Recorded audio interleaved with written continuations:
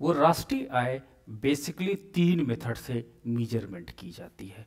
पहला मेथड था आपके पास इनकम मेथड, और इनकम मेथड के अंतर्गत हम लोगों ने ये देखा कि उत्पादन के जितने साधन होते हैं उनको मिलने वाली आय को इसके अंतर्गत ऐड कर दिया जाता है, तो ये आपका कहलाता है इनकम मेथड कहलाता है। उसी के बाद हमारे पास दूसरा आज हम लोग जो डिस्कस करने जा रहे हैं वो है आपका एक्सपेंडिचर मेथड, और एक्सपेंडिचर मेथड के अंतर्गत हम ये देखेंगे कि किस प्रकार से नेशनल इनकम को मेजरमेंट किया जाता। अब देखो, ये माना जाता है कि अगर एक अर्थव्यवस्था पूर्ण प्रतियोगिता के अंतर्गत काम कर रही है, ठीक है, पॉइंट याद रखिएगा, अगर एक अर्थव्यवस्था पूर्ण प्रतियोगिता के अंतर्गत काम कर रही है तो उस देश की जो इनकम होगी वही आपकी एक्सपेंडिचर होगी। ठीक है, ये आइडियल कंडीशन किसकी है? ये आइडियल कंडीशन आपकी है परफेक्ट कंपटीशन के अंतर्गत, कि परफेक्ट कंपटीशन के अंतर्गत जो इनकम होती है वो एक्सपेंडिचर के इक्विवेलेंट होती है। कैसे? मान लीजिए एक लेबर है, वो लेबर क्या करता है, रिवार्ड के रूप में मजदूरी पाता है, और मजदूरी कितना मिला, सपोज दैट उसको 100 रुपये मजदूरी मिला, तो वो जो 100 रुपये मजदूरी है ये एक प्रकार से इसकी इनकम हुई। ठीक है, और इसी 100 रुपये को ही वो खर्च करता है बाजार में जाकर के, तो ये क्या कहलाती है, एक्सपेंडिचर कहलाती है। तो तरीका यह है कि यदि किसी व्यक्ति की इनकम अगर हमको पता चल जाए तो हम क्या कहेंगे कि दिस इज द जीएनपी, ये उसकी देश की नेशनल इनकम होगी। लेकिन अगर कोई व्यक्ति, कभी कभी होते हैं कि वो इनकम नहीं बताना पसंद करते हैं, या उनको नहीं पता होता है कि उनका टोटल सोर्स क्या है इनकम का, they are the multiple source हो सकते हैं, तो हमारा दूसरा मेथड है कि हम उसके एक्सपेंडिचर को जान लेते हैं, उसके व्यय को काउंट कर लेते हैं, क्योंकि एक व्यक्ति जितना कमाता है उतना ही व्यय करेगा, ये आइडियल कंडीशन में मान लिया जाता है। तो एक अर्थव्यवस्था जहां पर परफेक्ट कंपटीशन की कंडीशंस काम करती है वहां पर इनकम सदैव एक्सपेंडिचर के बराबर होगा। ठीक है, तो आप जान सकते हो कि एक्सपेंडिचर मेथड के अंतर्गत एक व्यक्तियों को द्वारा क्या होता है, उपभोग पर किया गया खर्च, और विदेशी निवेश पर किया गया खर्च, और सरकारी व्यय, इन सब पर अगर हम इसको काउंट कर लें तो हमें नेशनल इनकम आपको एक्सपेंडिचर मेथड से प्राप्त हो जाएगा। तो ये एक दूसरा मेथड है जो इकोनॉमी में हम लोग काम करते हैं। तो इसमें पहले देखते हैं कि एक वित्तीय वर्ष में, ठीक है, एक फाइनेंशियल ईयर में क्या होता है, उस देश के निवासियों द्वारा वस्तुओं और सेवाओं पर किए गए व्यय का कुल योग जीएनपी कहलाएगा। ठीक है, तो यानी इसकी कंडीशन क्या है कि 1 फाइनेंशियल ईयर होगा। फाइनेंशियल ईयर मतलब कि 1 अप्रैल से लेकर के 31 मार्च के मध्य वहां के जो सिटीजन है, ठीक है, सिटीजन की मैं बात करता हूं, अदर व्यक्ति जो सिटीजन नहीं है उनके द्वारा व्यय को हम लोग इसमें अभी काउंट नहीं करते हैं। ठीक है, तो वहां के जो निवासी व्यक्ति हैं, ठीक है, और या आपके एनआरआई हैं, उनके द्वारा किए गए व्यय किस पर, गुड्स एंड सर्विसेज पर, गुड्स एंड सर्विसेज पर किया गया एक्सपेंडिचर जो होता है वो क्या कहलाता है, वो कहलाता है आपका जीएनपी कहलाएगा। ठीक है, यानी इसकी डिफिनीशन क्या बनी एक्सपेंडिचर मेथड की, कि एक्सपेंडिचर मेथड के अंतर्गत एक फाइनेंशियल ईयर में, 1 फाइनेंशियल ईयर में वहां के निवासियों द्वारा चाहे वो एनआरआई हो चाहे वहां का सिटीजन हो, वहां पर जो निवासित है उनके द्वारा वस्तुओं तथा सेवाओं पर किए गए व्यय का योग आपका एक्सपेंडिचर मेथड के अंतर्गत हम लोग इसे काउंट करते हैं। अब क्या होता है कि इसको हम 3 कैटेगरी में डिवाइड करते हैं। चलिए देख लेते हैं। पहला है आपका कि निजी उपभोग पर किया गया व्यय,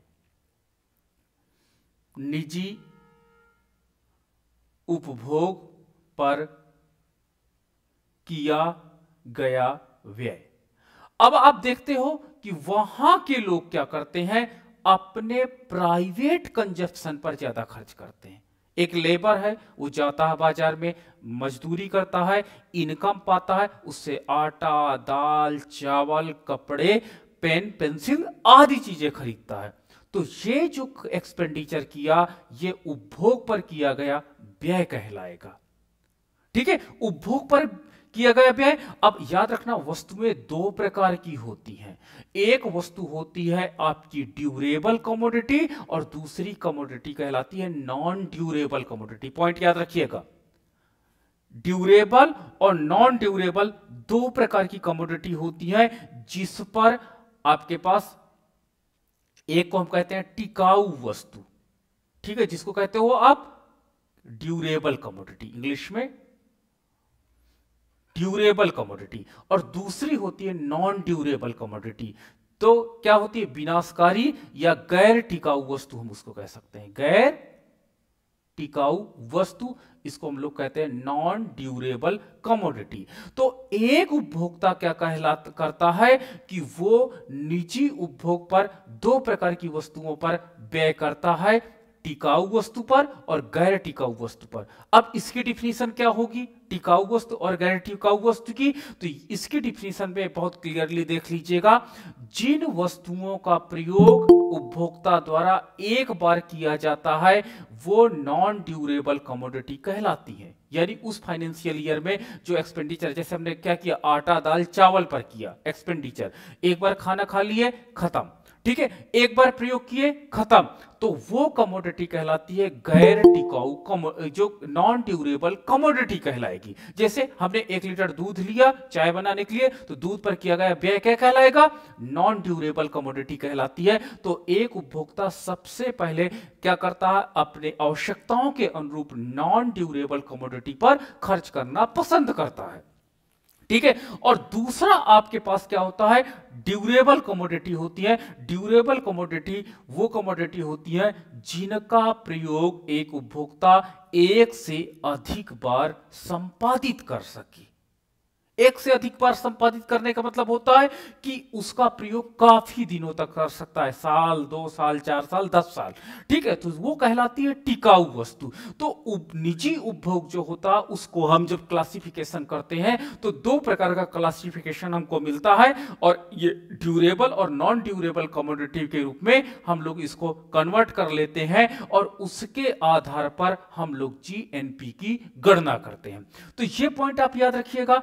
वैसे एक उपभोक्ता जितना क्या होते हैं, जिसके पास इनकम कम होती है, वो अधिकतर गैर टिकाऊ वस्तुओं पर ज्यादा एक्सपेंडिचर करते हैं। कपड़े खरीद लिए, ठीक है, अब कपड़ों को आप उस कैटेगरी में मत कहिएगा कि सर कपड़ों को एक से अधिक बार पहन लेते हैं तो क्या वो टिकाऊ वस्तु के अंतर्गत आ जाएगा? नो नो, ये आपके पास गैर टिकाऊ वस्तु है, भले एक से अधिक बार पहनता, बट उसको वो क्या होता है कि हम लोग गैर टिकाऊ वस्तुएं होते हैं कि बहुत ज्यादा दिन तक वो चलने वाली चीज नहीं होती है। जैसे मकान है, मकान क्या होता है, ड्यूरेबल कमोडिटी के अंतर्गत आएगा। आपने उस मकान का प्रयोग किया, फिर आने वाली पीढ़ियां उस मकान का प्रयोग करती हैं, तो ये ड्यूरेबल कमोडिटी के अंतर्गत आते हैं। जैसे लैपटॉप है तो वो ड्यूरेबल कमोडिटी के अंतर्गत आता है। लेकिन आपकी लिखने वाली पेन क्या होती है, वो नॉन ड्यूरेबल है। कॉपी नॉन ड्यूरेबल कमोडिटी है। बुक्स नॉन ड्यूरेबल कमोडिटी है। हाँ, ड्यूरेबल कमोडिटी आप बना सकते हो कि तैयारी आप कर रहे हो, उस बुक्स का कई बार प्रयोग करते हो, बट वो क्या होता है आपके लाइफ में जैसे ही आप सेलेक्ट हो जाते हो या कहीं पर आप दूसरे स्ट्रीम में चले जाते हो, वो बुक्स का रोल समाप्त हो जाता है। तो इस तरह आप क्लासिफिकेशन को इसको कर सकते हो। तो जो हमारे देश में निवास करने वाले व्यक्ति होते हैं वो निजी उपभोग पर व्यय करते हैं, और इन निजी उपभोग को हम लोग दो पार्ट में डिवाइड कर देते हैं, ड्यूरेबल एंड नॉन ड्यूरेबल।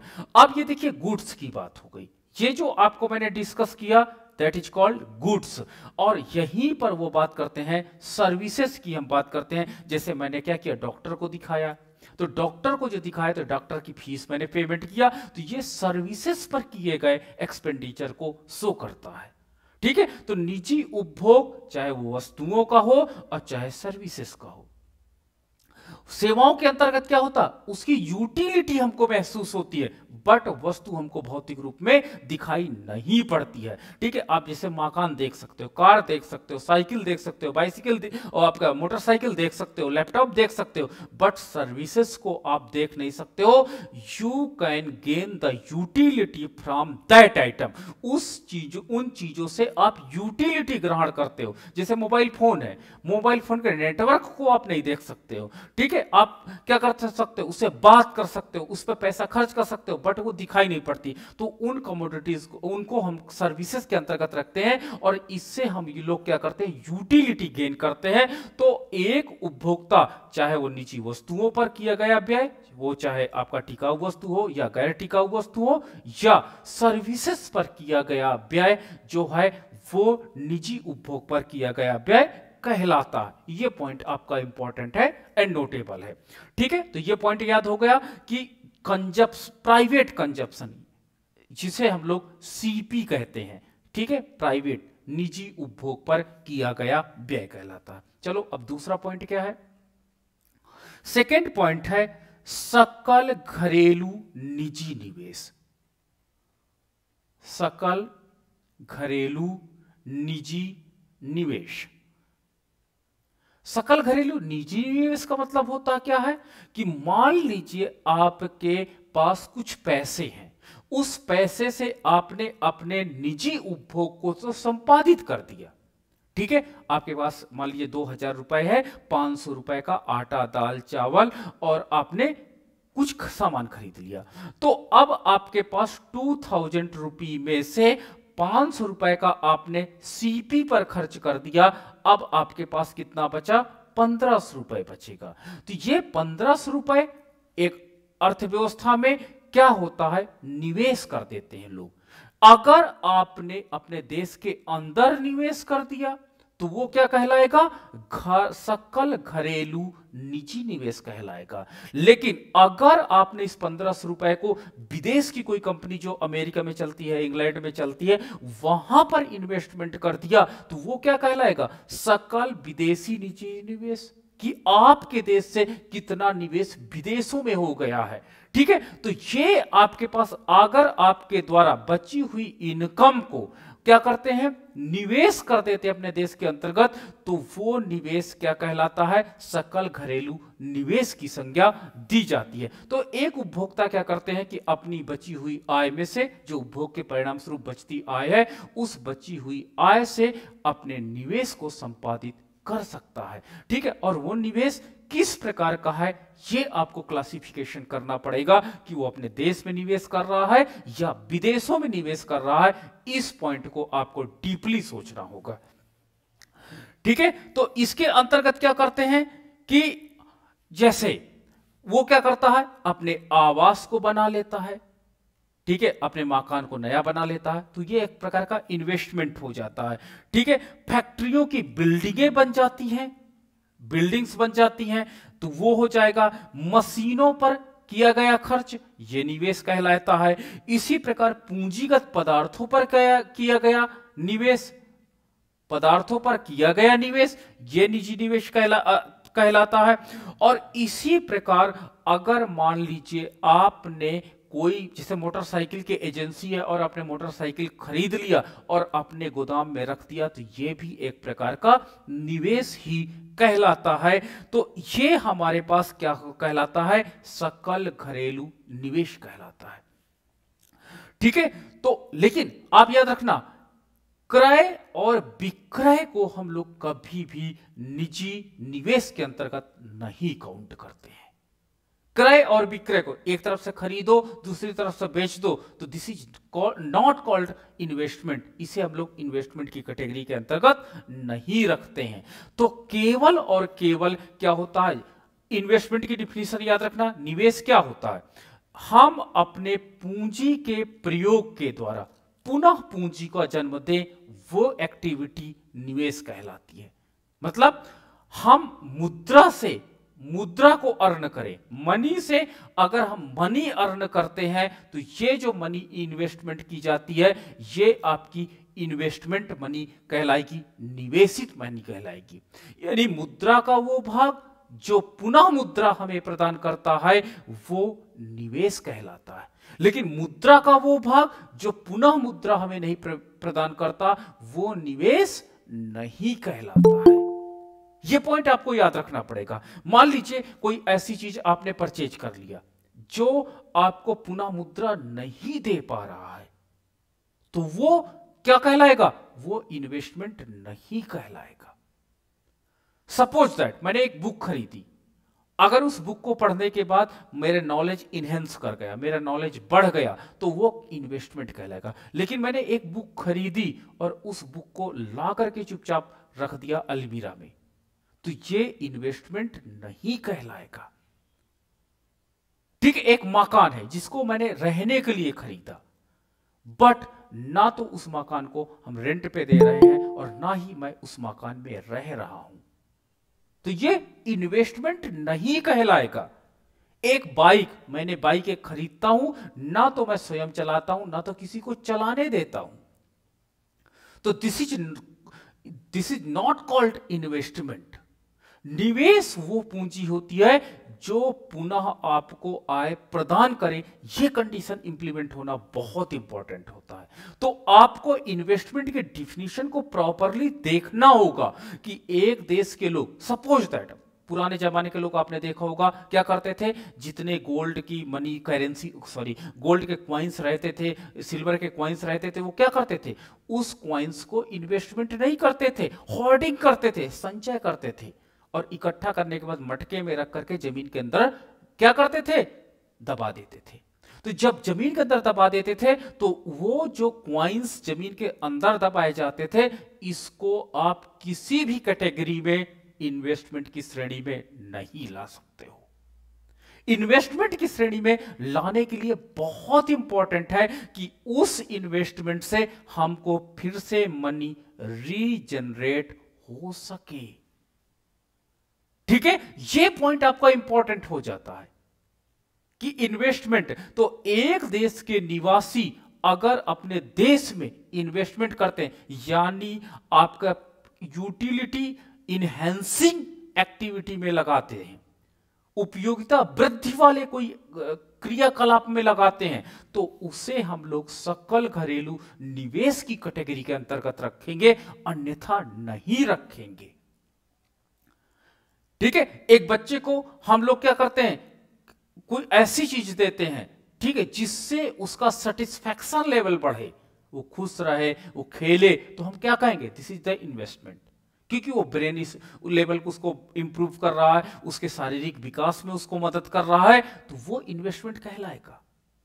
ठीक है, तो ये डिफिनीशन को आपको क्लियरली याद रखना पड़ेगा। तो सकल घरेलू निवेश, इसे हम लोग डोमेस्टिक इन्वेस्टमेंट कहते हैं, और इसे आईडी के रूप में हम लोग समझते हैं, यानी आई मतलब होता है इन्वेस्टमेंट और डी मतलब होता है डोमेस्टिक इन्वेस्टमेंट। तो एक चीज तो समझ में आ गई कि मान लीजिए मेरे पास 2000 रुपए हैं, दिस इज माई इनकम, तो इनकम है और इसमें से मैंने 500 रुपए कंजप्शन पर खर्च कर दिया, that is called CP, and 1500 रुपए अपने देश में मैंने क्या किया कि कोई ऐसी इकोनॉमिक एक्टिविटी में लगा दिया जिससे मुझे पुनः मुद्रा प्राप्त होने लगी, तो इसको मैं किसमें कह दूंगा, आईडी कह दूंगा। ठीक है, तो फार्मूला मेरा क्या बन जाएगा, y equal to CP plus ID बन जाएगा। अब चलिए, अभी ये नेशनल इनकम की डिफिनीशन कंप्लीट नहीं हो रही है। ठीक है, अब तीसरे पॉइंट पर हम जो बात करने जा रहे हैं, और तीसरा पॉइंट आता है विदेशी निवेश। वही निवेश आईडी, आपने देश के अंदर तो निवेश कर दिया, that is called ID, but अगर आप इन्वेस्टमेंट विदेश में कर रहे हो तो वो क्या कहलाएगा, वो कहलाएगा आपका आईएफ। आईएफ क्या कहलाएगा, यानी इन्वेस्टमेंट इन फॉरेन, विदेशी निवेश। ठीक है, आईएफ कहलाएगा। तो निवेश दो प्रकार का हो जाता है, कैसा, एक घरेलू निवेश और एक विदेशी निवेश। घरेलू निवेश को हम लोग आईडी की संज्ञा देते हैं तथा विदेशी निवेश को आईएफ की संज्ञा देते हैं।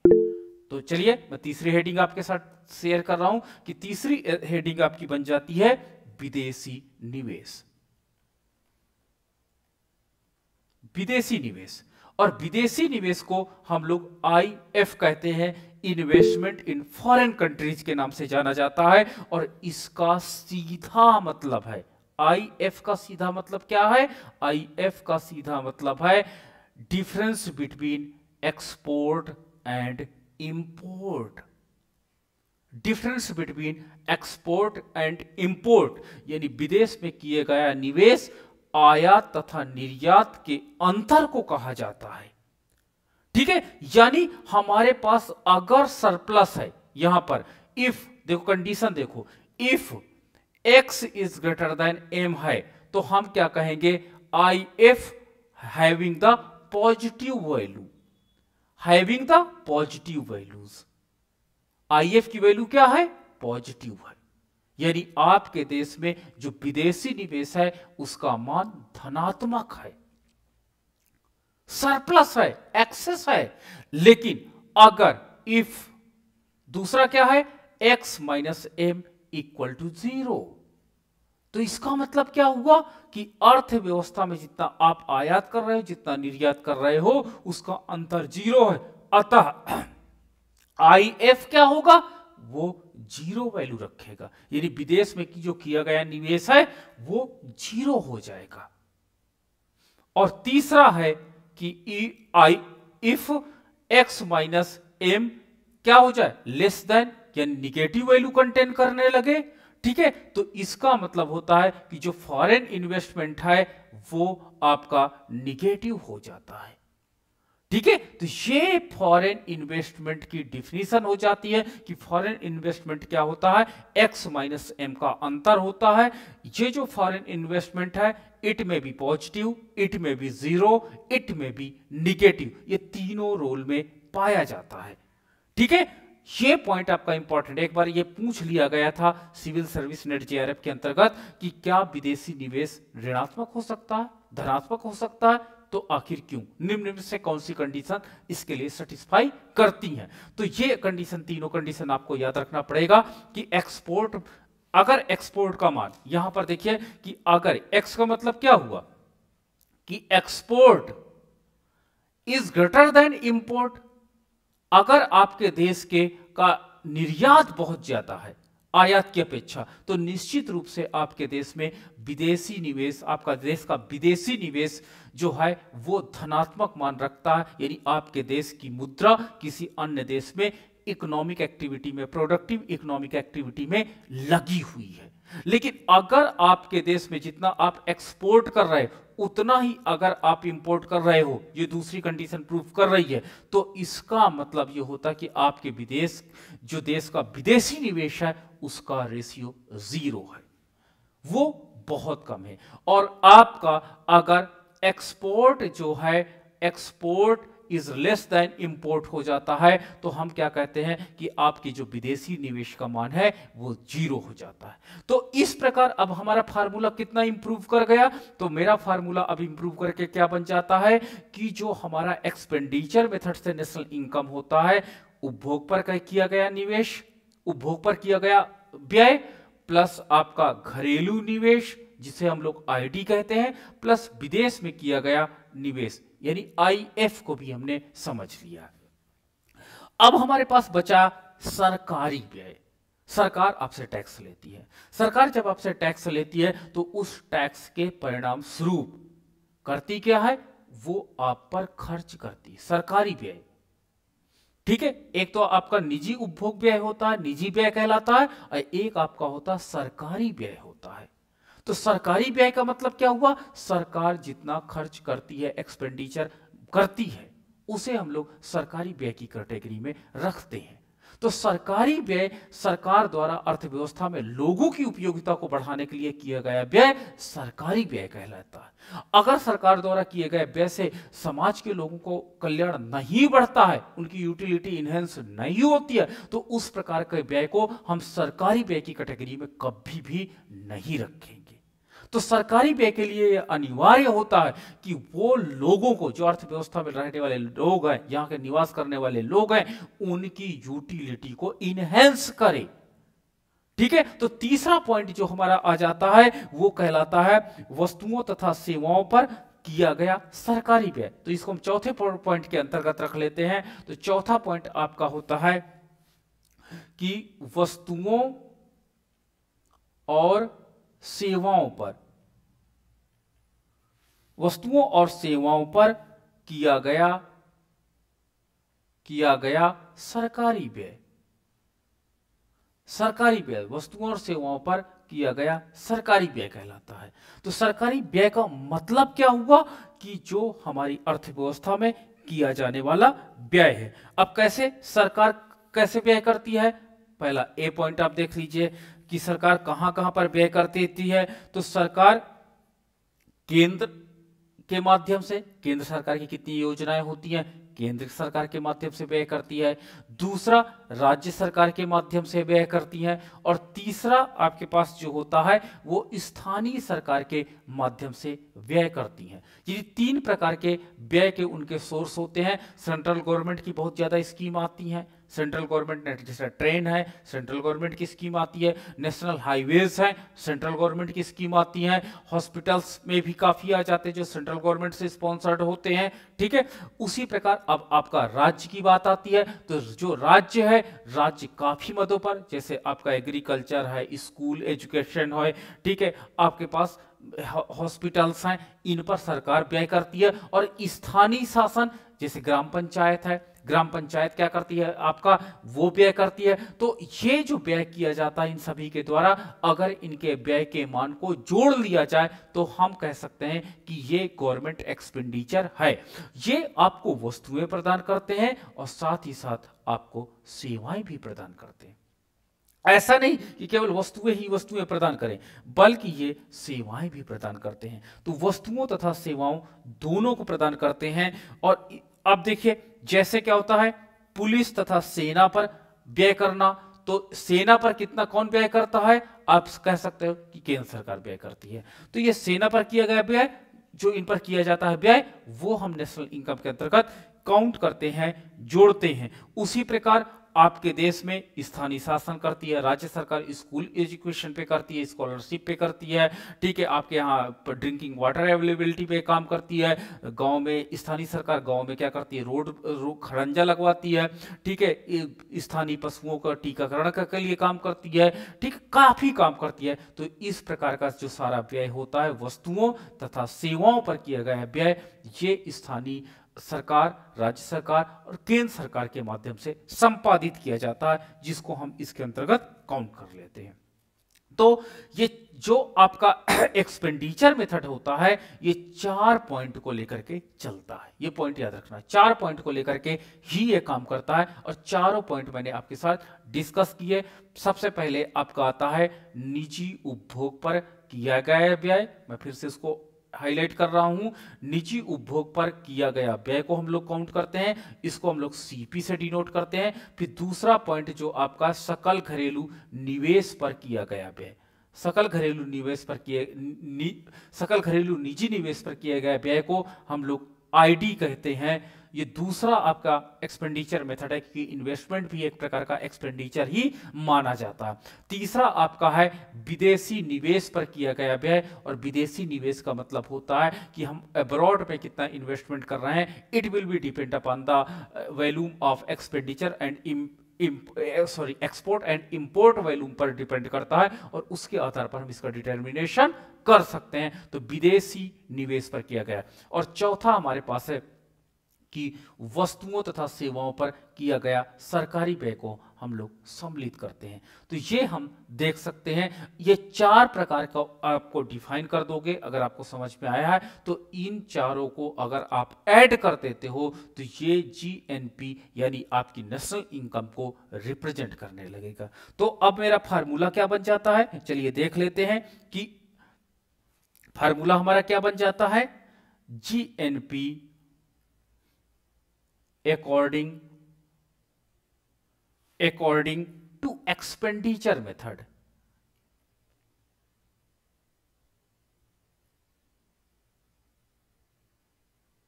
GNP according to expenditure method equal to, पहला है प्राइवेट कंजप्शन एक्सपेंडिचर। मैंने आपके साथ डिस्कस किया प्राइवेट कंजप्शन एक्सपेंडिचर, जिसे हम लोग सीपी कहे थे, ठीक है, सीपी याद रखिए, plus gross domestic private investment, gross domestic private investment, जिसे हम लोग आईडी की संज्ञा दिए थे, प्लस आपका क्या था, नेट फॉरेन इन्वेस्टमेंट। नेट की इसलिए बात कर रहे हैं, net foreign investment x minus m, ठीक है। इसके एक्स माइनस एम करने के बाद ही आप कैलकुलेट कर पाओगे, ठीक है। तो ये कहलाएगा एक्स माइनस एम कहलाता है, जो नेट फॉरेन इन्वेस्टमेंट के नाम से जाना जाता है। प्लस चौथा जो आपका बचा, ठीक है, इसको हम लोग ब्रैकेट में आई एफ के नाम से भी जानते हैं। और चौथा जो आपका बचा वो कहलाता है government expenditure, government expenditure on goods and services, goods and services, जिसे हम लोग कैपिटल जी से डिनोट करते हैं। तो चलो जोड़ लो, क्या हो जाएगा आपके पास, G N P is equal to आपका सी उपभोग पर किया गया व्यय, ठीक है, जिसे हम लोग सी पी कह सकते हैं, प्लस इन्वेस्टमेंट दो प्रकार का था, एक आईडी प्लस एक आई एफ कहलाता है, प्लस आपका जी हो जाएगा। चलो इसको रीऑर्डर कर लो, सही से लिख लेते हैं। तो सही से लिखते हैं तो हमारा क्या बन जाता है, हमारा बन जाता है C P plus I D, और मैं जी को पहले कर लेता हूं, प्लस जी, और अगर मैं इसको आई एफ को, इन फॉरेन इन्वेस्टमेंट को क्या लिख सकता हूं, एक्स माइनस एम लिख सकता हूं, ठीक है। आई एफ को क्या लिख सकता हूं, एक्स माइनस एम, तो एक्स माइनस एम हो जाता है। तो ये आपके पास जीएनपी हो जाती है। और जीएनपी की जब आपने गणना कर लिया तो जीएनपी में से डेप्रिसिएशन को आप माइनस कर दोगे तो आपको एनएनपी प्राप्त हो जाएगा। और मैंने बोला कि एनएनपी के आधार पर आप नेशनल इनकम को कैलकुलेट कर सकते हो। तो ये आपका जो मेथड कहलाता है वो क्या कहलाता है, ये मेथड आपका कहलाता है एक्सपेंडिचर मेथड कहलाता है। और एक्सपेंडिचर मेथड के अंतर्गत 4 प्रकार के एक्सपेंडिचर को इसमें हम लोग कैलकुलेट करते हैं और उसके आधार पर एक्सपेंडिचर मेथड में